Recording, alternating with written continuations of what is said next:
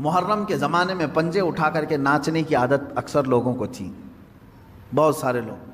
ایک طرح سے اس میں عبادت کا تصور نہیں تھا لوگوں کو، بس یہ کہ انٹرٹینمنٹ کرنا ہے، کیونکہ عبادت اس طرح سے روڈ اور گلیوں میں ناچ کر کے تو ہوتی نہیں۔ نہ وہ امام حسین کو راضی کرنے کا مسئلہ ہے، نہ رب تبارک و تعالیٰ کی بارگاہ میں کچھ پیش کرنے کا مسئلہ ہے۔ اگر اتنا ہی عبادت کا شوق ہوتا تو مسجدوں میں پنجے لے کر بیٹھ جاتے ہیں۔ تو میرے پیارے دوستو، السلام علیکم۔ دوستو، آج ہم جس ویڈیو کا ریئیکشن دینے والے ہیں وہ بہت ہی بہترین ویڈیو ہے مفتی سلمان اجری صاحب کی۔ اس ویڈیو میں مفتی سلمان اجری صاحب نے محرم کو ہونے والے جو خرافات ہوتے ہیں، جو لوگ تعزیہ لے کر گھماتے ہیں، پنجے کو اٹھاتے ہیں، ان سبھی چیزوں پہ اپنی بات کہی ہے، کس طریقے سے وہ حرام ہے۔ تو چلیے مفتی سلمان اجری صاحب کی بات سنتے ہیں کہ وہ کیا کرتے ہیں، اس پر ان کی رائے کیا ہے۔ قرآن پاک پڑھتے ہیں، سب کو معلوم ہے کہ سب سے افضل جگہ یہ ہے۔ وہ انٹرٹینمنٹ کرتے تھے۔ اب ہوا یہ کہ ہم نے کہا کہ یہ بے حرمتی ہو رہی ہے، مولا حسین کے نام پر بے حرمتی ہو رہی ہے۔ اصل بات، پنجہ تو آج تک امام حسین کا ملا نہیں، پنجہ ملا نہیں۔ حضرت عباس علمبردار کے پنجے کٹے تھے، یہ سنا ہے، روایات بھی، لیکن اس کی شبیہ، اس سے ملتی جلتی تصویر کچھ ملی نہیں۔ اب رہی بات تعزیہ کا مسئلہ، تعزیہ جو ہے اس کا مسئلہ مختلف بھی ہے، اتنا میں بتاؤں گا، کنفیوز نہیں ہونا۔ تعزیہ کو شرائط کے ساتھ اگر بٹھایا جائے تو جائز ہے، لیکن وہ شرائط پورے کرتے نہیں لوگ، اور ہم نے اگر اتنا ہی شوشہ کھول دیا تو بڑے بڑے دروازے لوگ کھول لیں گے۔ بات صرف اتنی تھی تعزیہ کی، امام حسین کا جو روضہ ہے اس روضے کی شکل کی کوئی چیز بنا کر کے آپ نے رکھ دیا، تو کسی بھی بزرگ کے روضے کی شکل بنا کر کے رکھنا مستحسن ہے، کوئی حرام کام نہیں ہے، ناجائز نہیں ہے۔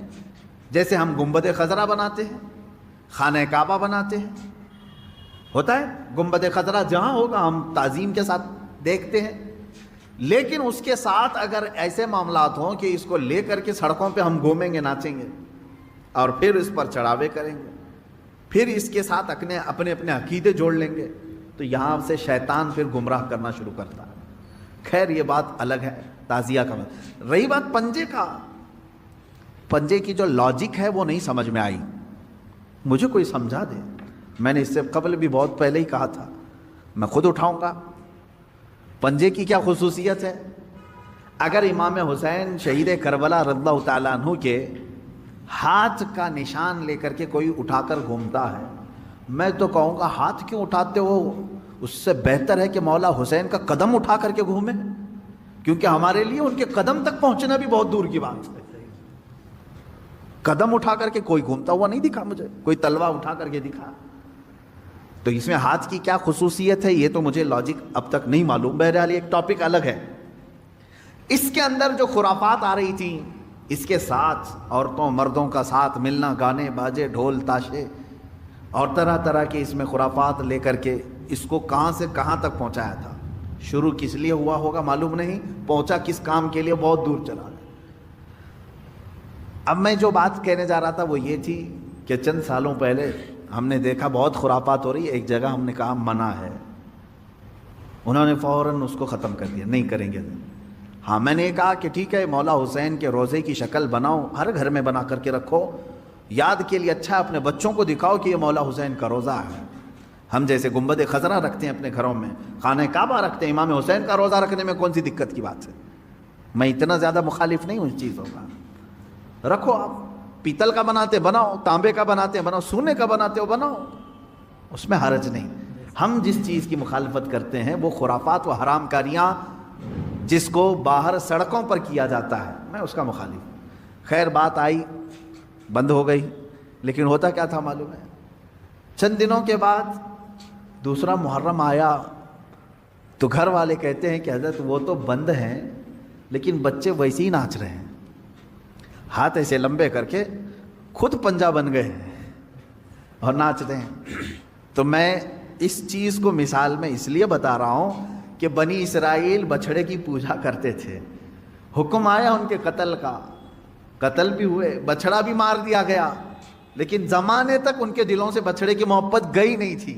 وہی ذکر آج کی آیت میں نے پڑھا ہے، اللہ فرماتا ہے ثم اتخذوا العجل من بعد ما جاءتهم البینات، پھر یہ بچڑے کو ایسا لے کر کے بیٹھے رہے جبکہ ان کے سامنے کھلی ہوئی نشانیاں تھیں۔ وَأُشْرِبُوا فِي قُلُوبِهِمُ الْعِجْلَ، اللہ فرماتا ہے ان کے دلوں میں ایسا لگتا ہے بچڑا پلا دیا گیا ہے، پھر بچڑے کی پوجا پی گئے ہیں بچڑے کو، اتنی محبت تھی، جبکہ روشن آیتیں اور دلیلیں دیکھی۔ تو خلاصہ یہ ہے میرے عزیزو، کہنے کا مطلب کہ بعض چیزیں گمراہیاں ایسی ہیں جن کو چھوڑنے کے بعد بھی وہ کچوکے لگاتی رہتی ہیں، برے گناہ بھی ایسے ہیں جن کو چھوڑنے کے بعد وہ دوبارہ دماغ میں وسوسے ڈالتے رہتے ہیں۔ ان کاموں کو حتمی طور پر اپنے تصور میں بھی نہ آئے۔ اعوذ باللہ من شر الشیطان الرجیم کثرت سے پڑھیں، اعوذ باللہ من شر الشیطان الرجیم، من شر الشیطان الرجیم۔ اے اللہ میں پناہ مانگتا ہوں تیری مردود شیطان کی ان شرارتوں سے جو میرے دماغ میں ڈال رہا ہے۔ تو یہ اسی کی طرف سے ہوتی ہیں، وہ پرانے راستے پر لے جانا چاہتا ہے، گمراہی کی طرف لانا چاہتا ہے۔ وہ خرابیاں جن کو تم چھوڑ کر کے آئے ہو یاد دلاتا ہے ایک بار اور چلا جاؤ۔ اس کے لیے کثرت سے یہ پڑھا کریں، جب جب ایسا وسوسہ آئے کہیں اعوذ باللہ من شر الشیطان الرجیم۔ آج ہی صبح گناہ سے توبہ کیا، سوچا کہ نہیں کروں گا یہ گناہ، لیکن رات ہوتے ہی پھر خیال آیا ایک بار اور کر لوں، میں بتا رہا ہوں فوراً اس وقت یہ پڑھو اعوذ باللہ من شر الشیطان الرجیم۔ اے اللہ میں تو چھوڑ چکا تھا شیطان مردود، پھر مجھے لا رہا ہے وسوسے، میں تیری پناہ مانگتا ہوں مردود شیطان کی شرارتوں سے۔ یہ باتیں یہاں تک ختم ہو گئیں، اور آگے کی جو آیت میں نے تلاوت کی تھی آج کی، اس میں اللہ تعالیٰ نے یہ فرمایا ہے کہ بنی اسرائیل کو ایک حکم یہ بھی تھا کہ یہ جب بیت المقدس میں جائیں تو سجدے کی حالت میں جائیں، لیکن ان میں سے بہت سارے نافرمان ایسے تھے کہ وہ اپنی سرین کو گھسیٹتے ہوئے ایسے جا رہے تھے۔ حکم ہوا تو سجدہ کر کے جائیں، لیکن وہ مذاق کے طور پر سرین اپنے گھسیٹتے ہوئے اس طرح سے بیت المقدس میں جانے لگے۔ ایک نافرمان یہ کیا انہوں نے، اور پھر اللہ نے فرمایا تھا ہفتے کے دن شکار نہ کرنا، سنیچر کے دن شکار کرنا ان کے لیے حرام تھا۔ یہ بنی اسرائیل کیا کرتے تھے، جمعہ کے دن جال لگا کے آتے تھے مچھلیوں کا، اور اتوار کو جا کر کے لے کے آتے تھے۔ کہتے ہم سنیچر کو شکار نہیں کیے، جمعہ کو جال لگائے تھے، اتوار کو لے کے آئے، پھر مچھلیاں کون سے دن پھنسی تھی ہیں۔ تو اس طرح ہیلے بہانے کس کے لیے کرتے ہیں؟ اللہ کے لیے۔ وہ اللہ کو دھوکہ دینے کی سوچتے ہیں، جیسے کچھ لوگ زکوٰۃ چھپانے کے لیے کرتے ہیں، سال ہونے سے پہلے کسی کو مالک بنا دیا، بھائی سال نہیں ہوا میرے پاس، وہ 6 مہینے رکھا اس نے واپس لوٹا دیا۔ تو یہ بنی اسرائیل کی وہی حرکتیں ہیں میرے عزیزو، اللہ کا عذاب آئے گا ان چیزوں پر۔ تم ایک دوسرے کو چھپا سکتے ہو بہت ساری باتیں، لیکن اللہ رب العزت سے کوئی چیز نہیں چھپے گی، تمہارے دلوں کے حالات سے وہ باخبر ہے۔ اور اللہ نے فرمایا ہم نے ان سے گاڑا عہد لیا تھا کہ یہ چیزیں نہیں کرو گے، پھر بھی انہوں نے کیا۔ فَبِمَا نَقْضِهِمْ مِيثَاقَهُمْ، اللہ فرماتا ہے تو ان کی کیسی بدعہدیوں کے سبب ہم نے ان پر لعنت کی ہے۔ یعنی وعدہ خلافی کرتے تھے یہ بنی اسرائیل یہودی، توبہ کرتے تھے اللہ آئندہ سے ایسا کبھی نہیں کریں گے، بچڑے کی پوجا میں لگ۔ عزیزان گرامی 40 دن موسیٰ علیہ السلام نہیں تھے اپنی قوم کے ساتھ، تو کیا ہوا؟ سب بچڑے کی پوجا میں لگ گئے۔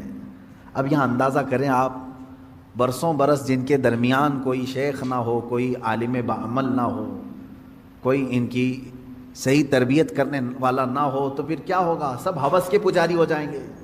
یہ اور بات ہے کہ اللہ نے بچا رکھا ہے، آج بچڑے کی پوجا تو نہیں کر رہے، لیکن اپنی خواہشات کی پوجا تو کر رہے ہیں آج تقریباً۔ جو مرضی میں آئی اس چیز کو عمل کر لے جانا، یہ پوجا ہی تو ہے۔ ہر خواہش کو پوری کر لینا کہ ابھی ہم نے سوچا اور یہ ہونا ہی ہے۔ اسی لیے قرآن کہتا ہے ارأیت من اتخذ الہہ ہوا، اے رسول کیا آپ نے دیکھا کچھ وہ لوگ ہیں جو اپنے خواہشوں کو معبود بنائے ہوئے ہیں، اپنے خواہشوں کو خدا بنائے ہوئے، اپنے خواہشوں کو معبود بنائے ہوئے ہیں، اپنے خواہشوں کو خدا بنائے ہوئے ہیں۔ کیسے؟ دیکھیں خدا وہ ہے جس کی ہر بات مانی جائے گی، ہے نا؟ خدا کی ہر بات ماننا ضروری ہے۔ اگر ایک بھی بات کا انکار کیا خدا کی تو تم بندے نہیں ہو۔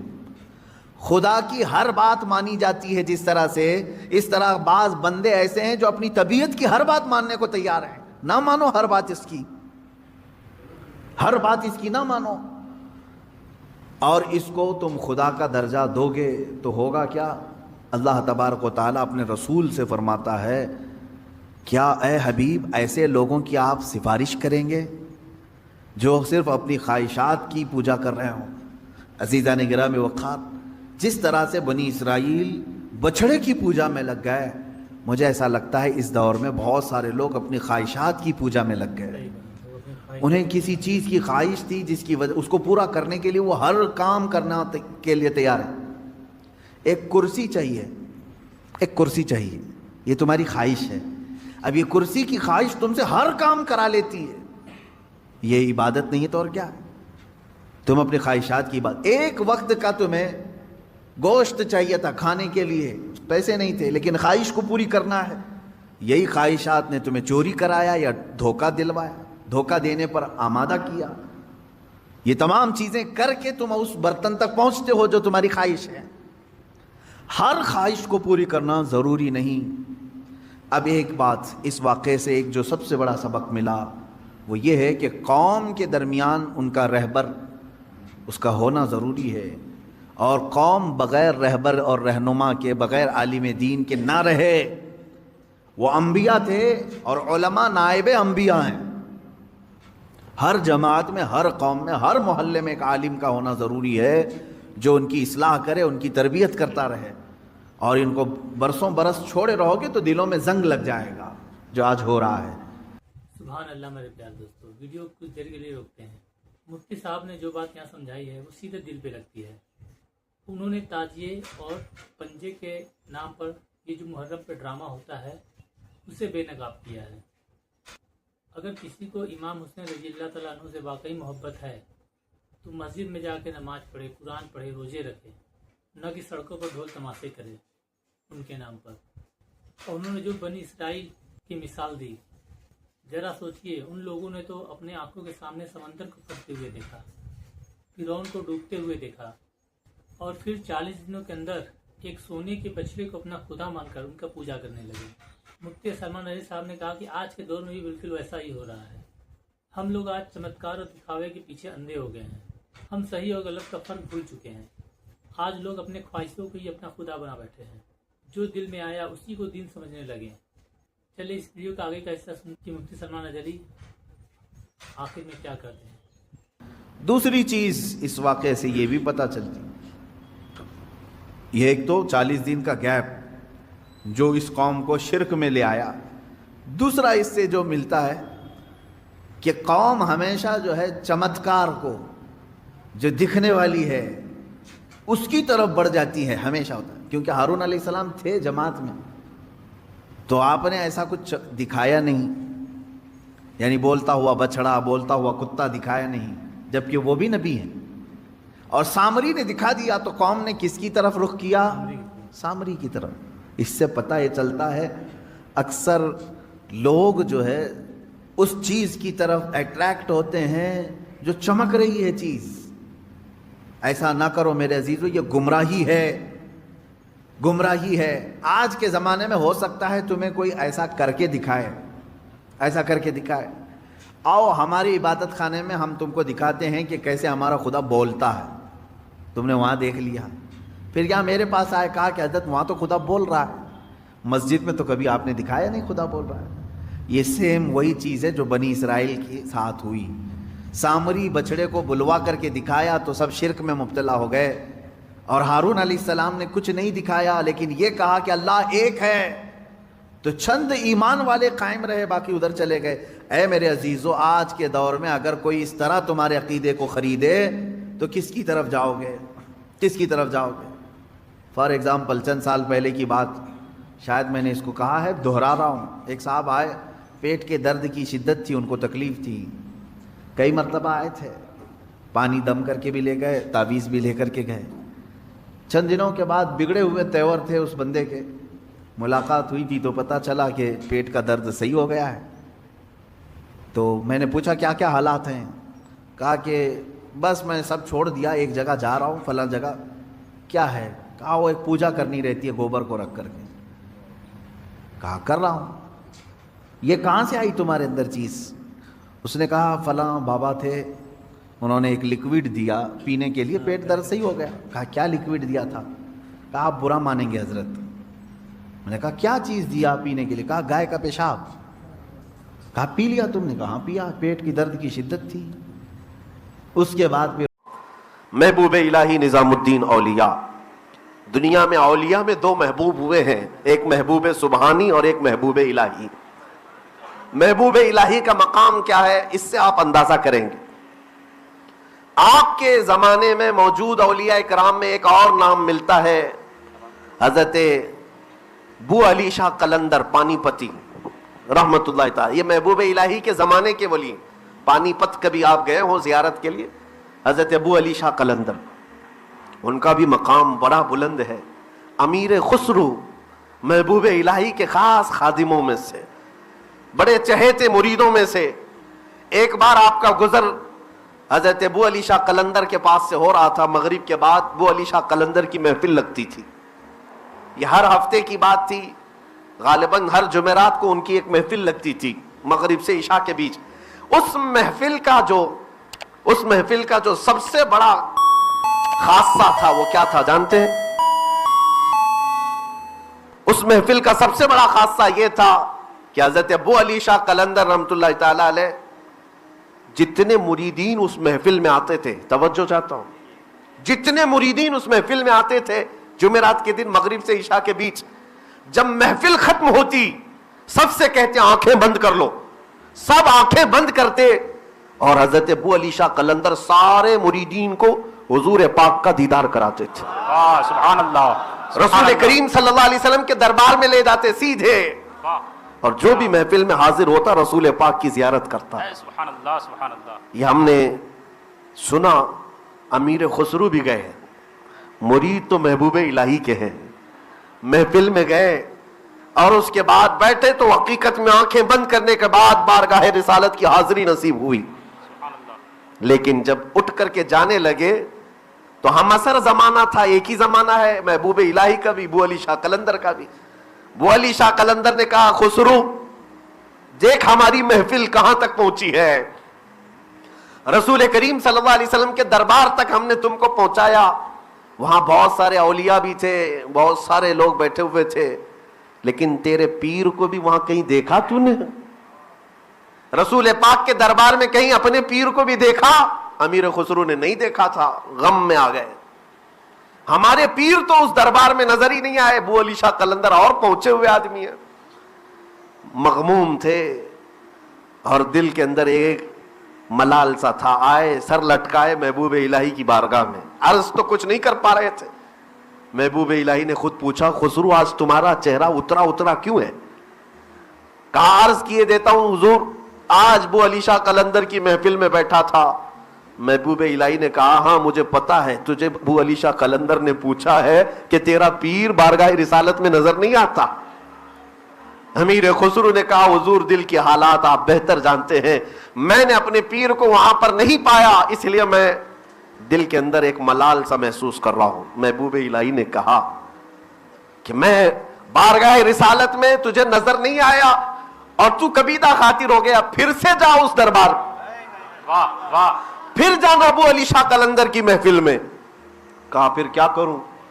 کہا اب کی بار جب وہ زیارت کرائیں رسول پاک کی محفل میں ختم ہونے کے بعد تو اس سے مت پوچھنا, خود رسول پاک سے پوچھنا میرا پیر کہاں ہے.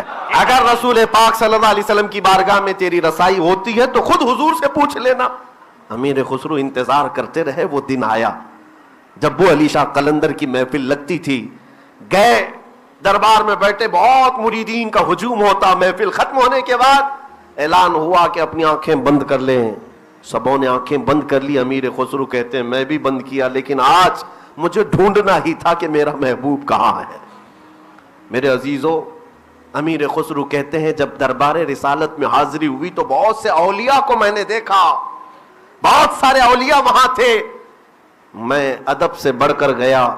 عالم کشف کی بات ہے یہ, عالم کشف جو اولیاء کاملین کو عطا ہوا ہے. خسرو کہتے ہیں میں نے بارگاہ رسالت میں عرض کیا یا رسول اللہ صلی اللہ علیہ وسلم, آپ کے دربار میں یہ غلام کی حاضری تو ہو گئی, میرا پیر نظام الدین کہیں نظر نہیں آتا. حضور پاک صلی اللہ علیہ وسلم نے فرمایا خسرو ایک منزل اور اوپر چڑھ جاؤ, ایک منزل اور اوپر چڑھ جاؤ. خسرو کہتے ہیں ایک منزل میں اوپر چڑھا زینے سے, وہاں جا کر دیکھا تو وہاں پر بھی محفل لگی ہوئی ہے, وہاں پر بھی رسول پاک بیٹھے ہوئے. مجلس وہاں پر بھی ہے, اولیاء کی محفل وہاں پر بھی ہے. خسرو کہتے ہیں اس محفل میں ڈھونڈنے لگا, وہاں پر بھی نہیں ملے. پھر عرض کیا آقا یہاں بھی نہیں دکھ رہے ہیں. حضور نے فرمایا خسرو ایک اور منزل اوپر جا. ہے سبحان اللہ. واہ وہ کہتے ہیں اور ایک منزل اوپر گیا, وہاں پر بھی رسول پاک مسند نشین ہے, اولیاء کی محفل لگی ہے, دربار ہے. امیر خسرو کہتے ہیں وہاں بھی میں نہیں پایا. پھر شکایت کی, یہاں تک کہ حضور پاک مجھے منزلیں چڑھاتے رہے. چھٹی منزل پر گیا, چند اولیاء رہ گئے, چند ہی تھے, ہجوم نہیں تھا. میں نے وہاں پہ بھی کہا تو حضور نے فرمایا کہ اور ایک منزل چڑھا. جب 7ویں منزل پر میں چڑھ کر دیکھا رسول پاک صلی اللہ تعالی علیہ وسلم مسند نشین ہے, سبحان اللہ. اور دائیں اور بائیں 2 بزرگ ہیں, اور سامنے محبوب الہی بیٹھے ہوئے ہیں. 3 لوگ بیٹھے تھے. اور اس کے بعد جیسے ہی محبوب الہی کو حضور کے قدموں میں بیٹھا دیکھا, امیر خسرو کی آنکھ کھل گئی اور وجد میں رقص کرتے ہوئے واپس آئے. شب جائے کہ منبودم, پکارتے ہوئے رقص کرتے ہوئے آئے کہ خدا خود میر محفل, میر مجلس بود اندر لا مکان. یہ فارسی کے اشعار جو امیر خسرو کے لکھے ہوئے ہیں, میں پہلے سے کہہ رہا ہوں, میں مقرر آدمی نہیں, اشعار بھی یاد نہیں رہتے. امیر خسرو گنگناتے ہوئے آئے اور جب بارگاہ محبوب الہی میں پہنچے, چونکہ اپنے مرشد کو دیکھ لیا تھا. کہاں دیکھا؟ مصطفیٰ کے قدموں میں دیکھا تھا. لیکن 2 بزرگ اور بھی بیٹھے ہوئے تھے, ان کی طرف نظر ہی نہیں گئی, نظر نہیں گئی. امیر خسرو پہنچے دربار محبوب الہی میں, تب انہیں خیال آیا اور بھی تو کچھ لوگ تھے. محبوب الہی نے آتے ہی استقبال کیا, کہا خسرو آج مراد پوری ہوئی. وہ رقص کر رہے تھے, وجد میں تھے. اور اس کے بعد پھر محبوب الہی نے یہ بھی کہا کہ تو یہ سوچتا ہے کہ وہاں اور کون تھے؟ رسول پاک صلی اللہ علیہ وسلم کے دائیں جانب شیخ عبد القادر جیلانی تھے اور بائیں جانب شیخ معین الدین چشتی اجمیری تھے. میرے عزیزو, یہ میں نے بات اس لیے عرض کی کہ مقام محبوب الہی کو بھی پہچانو. اور حقیقت میں خانقاہ کا جو اصل نتیجہ ہوتا تھا وہ یہ نہیں کہ اپنے مرید کو محل دے دیا جائے, اپنے مرید کی دکان چمکا دی جائے.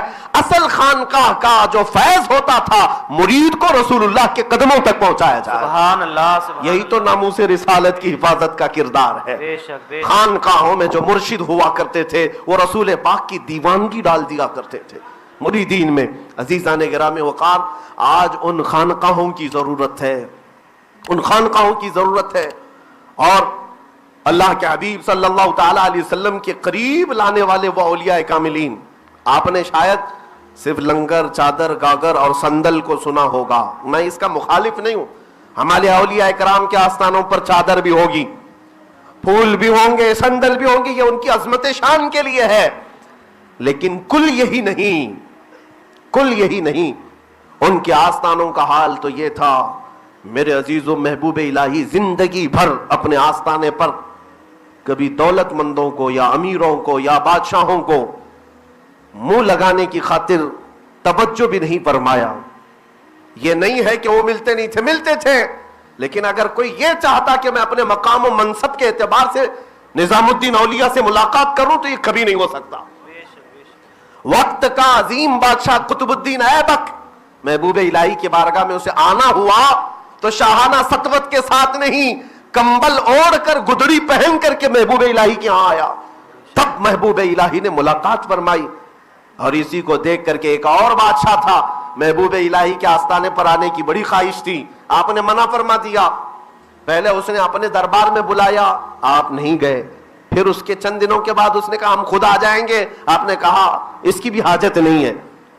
پھر اس نے ایک بار بڑے پیسے والا, بڑے خزانوں کا مالک, بڑی شاہانہ سطوت رکھنے والا, چوری چھپے بارگاہ محبوب الہی میں آنے کے لیے اس نے بھیس بدل لیا اور چند سپاہیوں اور وزیروں کو لے کر اچانک آ گیا.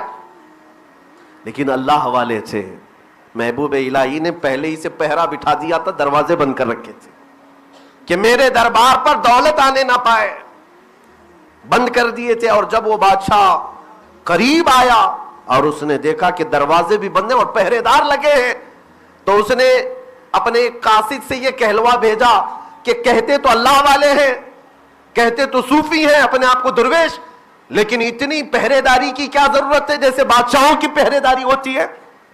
یہ کہہ کر کے چلا گیا. محبوب الہی نے کہا کہ ہاں ہم اللہ والے ہیں, درویش بھی ہیں, صوفی بھی ہیں, لیکن پہرا جو رکھتے ہیں وہ کتوں کے لیے رکھتے ہیں. پہرا جو رکھتے ہیں وہ کتوں کے لیے رکھتے ہیں. اتنا ہی جملہ آپ نے فرمایا. میرے عزیزو, یہ باتیں میں کیوں کہہ رہا ہوں؟ اس لیے کہ یہ جو آستانے آپ دیکھ رہے ہیں یہ دولتوں کی ریل پیل کے لیے نہیں تھے, یہ دلوں کے تزکیے کے لیے تھے. یہ دلوں کو اللہ اور اس کے رسول کا جام پلانے کے لیے تھے. اور آج بھی الحمدللہ جو دل کی حضوری کے ساتھ آتا ہے وہ اپنی مرادیں لے کر جاتا ہے. آج اگر تم یہ سمجھتے ہو کہ محبوب الہی کا آستانہ, خواجہ قطب صاحب کا آستانہ, غریب نواز کا آستانہ اس لیے ہے کہ میری دکان نہیں چل رہی ہے, یہاں آ کر کے مانگ لوں گا, بزنس چلنے لگ جائے گا, بچے نہیں ہیں اولاد مانگ لوں گا, شادی نہیں ہو رہی ہے بیوی کے لیے درخواست لگا دوں گا, ماں باپ بیمار ہیں عرضی لگا دوں گا, یہی سب تمہاری خواہشیں ہیں. عزیزان گرامی, یہ اولیاء کاملین کے آستانے اس لیے ہیں کہ کبھی تم ان کے آستانوں پر آ کر یہ مانگو کہ دنیا تو اللہ دے ہی دے گا, یہ ساری چیزیں چلی رہی ہیں. محبوب الہی آپ کے آستانے پر اس لیے آیا ہو کہ جو دل کی چمک اللہ نے آپ کو عطا کی تھی اس دل کی چمک کا ایک قطرہ ہمیں نصیب ہو جائے. کیا بات ہے, واہ. جو تقوی و طہارت اللہ نے آپ کو عطا کی تھی وہ تقوی و طہارت کی جھلک ہمیں مل جائے. مانگو تو یہ مانگو ان آستانوں پر. صرف دنیا مانگتے ہو, صرف اپنی خواہشات جو دنیا کی ہے بس وہی مانگتے ہو. اللہ والوں کے آستانے پر یہ بھی مانگا کرو کہ اللہ ہماری آخرت سنوار دے, ہمیں ایمان کی طاقت عطا کر دے. میں چند باتیں یہ عرض کر کے آپ کو آگے لے جاتا ہوں. میں اپنے اس اسلوب پر آنا چاہتا ہوں جو ان خانقاہوں کا کردار تھا, حضور پاک کی عزت کی حفاظت. عزت کی حفاظت. میرے عزیزو, محبوب الہی نظام الدین اولیاء رحمت اللہ تعالی علیہ کا آستانہ, ملک الشعراء طوطی ہند کا آستانہ, بلکہ ہندوستان کے شمال جنوب مشرق مغرب میں پھیلے ہوئے یہ صدیوں پرانے صوفیاء کاملین جو آرام کر رہے ہیں, ان کی تاریخ کو اٹھا کر اجاگر کیا جائے.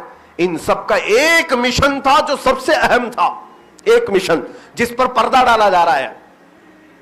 تصوف کے نام پر آج پردہ ڈالا جا رہا ہے. میں آپ کو کھل کر کے بتاتا ہوں, ان سب کا ایک مشن تھا, بہت ہی اعلیٰ مشن تھا. غریب نواز سے لے کر صابر کلیری تک, یا پھر محبوب الہی سے لے کر ہندوستان بھر میں موجود تمام اولیاء, خواجہ نصیر الدین ہو کہ خواجہ بندہ نواز ہو, ان سب کا جو اہم مشن تھا وہ کیا تھا کہ اس پوری قوم مسلم کو عاشق رسول بنایا جائے. سبحان اللہ. یہ مشن سب سے اعلیٰ تھا. اور یہ اولیاء اگر کسی چیز کو برداشت نہیں کرتے تھے, وہ کس چیز کو, کہ اگر تمہارا قدم ذرا برابر بھی شریعت سے ہٹا دیکھتے تو وہ ناراض ہوتے تھے. بعض لوگ یہ سمجھ لیے ہیں کہ تصوف صوفیہ کے آستانے ایک الگ ہیں کہ یہاں صرف ڈھول باجے ہوں گے تو تصوف ہوگا. یہاں تصوف کا مطلب اگر یہ کوئی سمجھ کر کے بیٹھا ہے کہ بے عملی کو تصوف کہا جاتا ہے, نماز کے ترک کرنے کو تصوف کہا جاتا ہے, نہیں میرے عزیزو. ان اولیاء کا جو اصول تھا وہ یہ تھا کہ شریعت پر جو قائم رہا وہی حقیقی صوفی ہے. کیا بات ہے. حقیقی صوفی وہی ہے. حضور پاک صلی اللہ تعالی علیہ وسلم کے قدموں کو چھوڑ کر اگر کوئی صوفی بننے کی کوشش کرتا ہے وہ صوفی نہیں, کوفی ہے. حضور پاک کے طریقے کو چھوڑ کر کوئی صوفی نہیں ہوگا.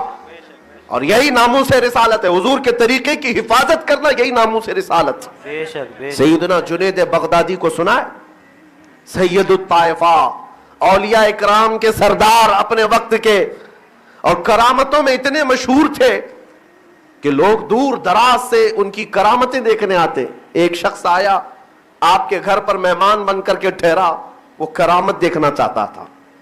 آپ بھی کرامت دیکھنا چاہتے ہیں کہ نہیں؟ بہت سارے لوگوں کی خواہش ہے کہ ہم بھی اولیاء اکرام کی کرامت دیکھیں. اور تمہارے ذہن میں کرامت کا جو کرائٹیریا بیٹھا ہوا ہے, امیج بیٹھی ہوئی ہے, وہ کیا ہے؟ کرامت کا مطلب یہ ہے کہ ابھی یہاں بیٹھے ہیں تو ہوا میں اڑ کے دکھا دے, ٹھوکر مارے تو سونے کا سکہ نکل آ جائے, پانی پر چل کر کے دکھا دے. ان کو تم کرامتیں سمجھتے ہو. میرے عزیزو, کرامتیں ایسی ہوئی ہیں, لیکن ایسے کام تو جادوگر بھی کر سکتا ہے, شعبدہ باز بھی کر سکتا ہے, نظر بندی کی جا سکتی ہے. میں حضرت جنید بغدادی کے پاس ایک مرید آیا اور رہا 8 دن تک, وہ دیکھنا چاہتا تھا کچھ کرامت دیکھوں جنید بغدادی کی. 8 دن تک کچھ نظر نہیں آیا. اس نے کہا لوگ ایسی افواہ اڑائے, بڑے کرامت والے, بڑی کرامت والے, اپنا بوریا بستر